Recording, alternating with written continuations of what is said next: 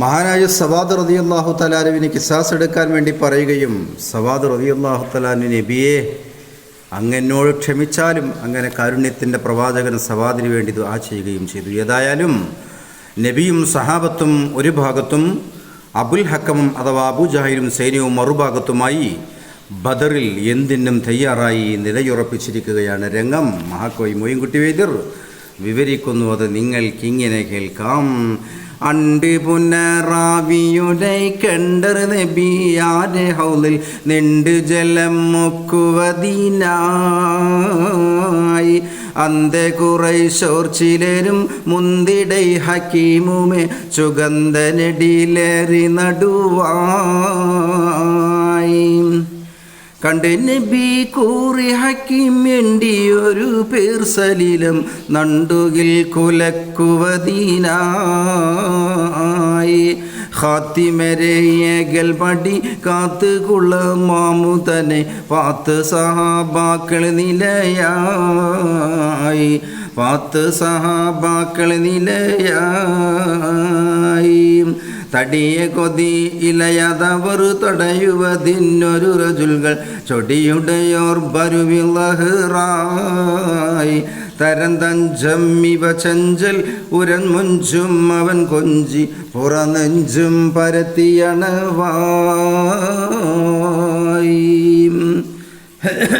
ഹബീബായ നബി സല്ലല്ലാഹു അലൈഹി വസല്ലം തങ്ങളും സഹാബത്തും ബദറിൽ തമ്പടിച്ച ഭാഗത്ത് തലേ ദിവസം പെയ്ത മഴയിൽ ചെറിയ ചെറിയ തടാകങ്ങളും ഉണ്ടാക്കിയിരുന്നു ഹബീബായ നബിയും സഹാബാക്കളും.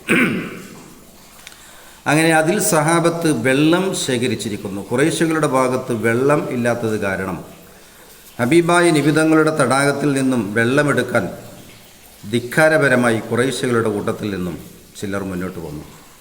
അവരുടെ കൂടെ ചുവന്ന ഒട്ടകപ്പുറത്ത് കയറി ഹക്കീം ഉണ്ടായിരുന്നു.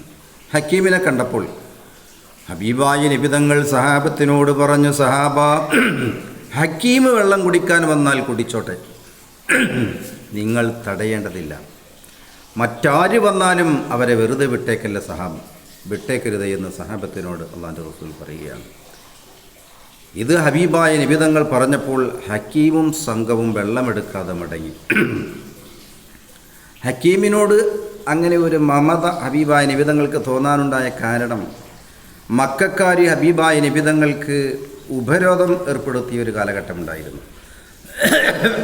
എല്ലാത്തിനും ഉപരോധം ഏർപ്പെടുത്തിയ സമയം, ഹബീബായ നബി തങ്ങൾ മലയിൽ താമസിക്കുന്ന സമയത്ത് അവിടുന്ന് ആരുമറിയാതെ അള്ളാഹിൻ്റെ റസൂലിന് ഭക്ഷണം എത്തിച്ചു കൊടുത്ത എല്ലാ നിരക്കും സഹായിച്ചിരുന്ന ഒരു വ്യക്തിയായിരുന്നു ഹക്കീം. അതുകൊണ്ടാണ് ഹക്കീമിന് അള്ളാഹിൻ്റെ റസൂൽ ആ ഓഫർ കൊടുത്തത്. ഏതായാലും പക്ഷേ കൂട്ടത്തിൽ നിന്നും ഹക്കീമും സംഘവും അടങ്ങിയപ്പോൾ അസ്വദ് എന്നു പേരായ ഒരു ഖുറൈശി ഭടൻ അള്ളാഹിൻ്റെ റസൂലിനെയും സഹാബത്തിനെയും വെല്ലുവിളിച്ചുകൊണ്ട് പറയുകയാണ്, ലാത്തയാണ്, ഉസ്സയാണ്, ഹുബുലുൽ അലയാണ് സത്യം, ഒരു തുള്ളി വെള്ളം കുടിക്കാതെ ഞാൻ തിരിച്ചു വരില്ല. മാത്രമല്ല, വെള്ളം ശേഖരിച്ച തടാകം ഇടിച്ചു പൊടിച്ച് വെള്ളം നശിപ്പിച്ചേ അടങ്ങൂ. എന്നോട് എതിരിടാൻ ധൈര്യമുള്ള ആൺകുട്ടികളുണ്ടെങ്കിൽ വരൂ എന്ന് പറഞ്ഞുകൊണ്ട്, ഇറങ്ങി വരൂ എന്ന് പറഞ്ഞുകൊണ്ട് വെള്ളമെടുക്കാൻ ഹൗദിൻ്റെ സമീപത്തേക്ക് കുതിച്ച അസ്വദിനെ നേരിടാൻ മഹാനായ ഹംസ റളിയല്ലാഹു തആല അൻഹു, മഹാനായ ഹംസത്തുൽ ഖറാർ റളിയല്ലാഹു തആല അൻഹു ഇരെ കണ്ട സിംഹത്തെ പോലെ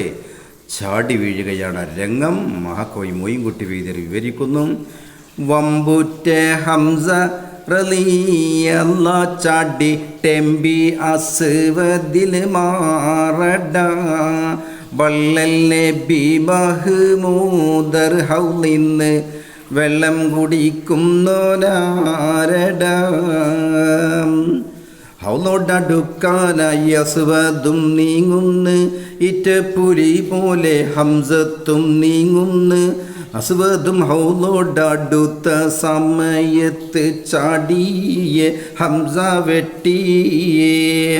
അസ്വദിൻ്റെ വരവ് കണ്ട് മഹാനായ ഹംസ റളിയല്ലാഹു തആല ഈറ്റപ്പുലി പോലെ അസ്വദിൻ്റെ അടുത്തേക്ക് നീങ്ങിയപ്പോൾ യാതൊരു കൂസലുമില്ലാതെ അസ്വദ് വെള്ളമെടുക്കാൻ വേണ്ടി ഹൗലിൻ്റെ സമീപം എത്തിയപ്പോൾ മഹാനായ ഹംസത്തുൽ ഖറാർ റളിയല്ലാഹു തആല തൻ്റെ വാൾ ഉറയിൽ നിന്നും വലിച്ചൂരി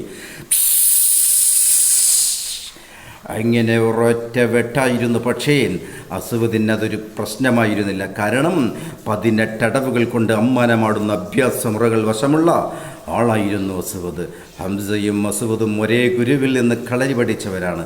അതുകൊണ്ട് തന്നെ ഇരുവരുടെയും പോരാട്ടത്തിന് ഒരു പ്രത്യേകതയുണ്ട്. ഏതായാലും മഹാനായ ഹംസത്തുൽ ഖറാർ റളിയല്ലാഹു തആല അൻഹും അസ്വദും തമ്മിൽ ശക്തമായ പോരാട്ടം ബദറിൻ്റെ രണാങ്കണത്തിൽ നടന്നുകൊണ്ടിരിക്കുന്നു.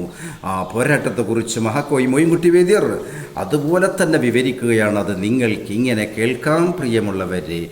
എതിർത്തുടൻ കടുകൊടുമയിൽ അവർ ഇരുവരും പോരുതാനേ, ഹരഹരയകത്തിനല്ലറി പുലിയവനോട് കടുകുറയാതെ നീലയാണേ. നിലക്കൽ അല്ലവർ തിരക്കൽ അല്ല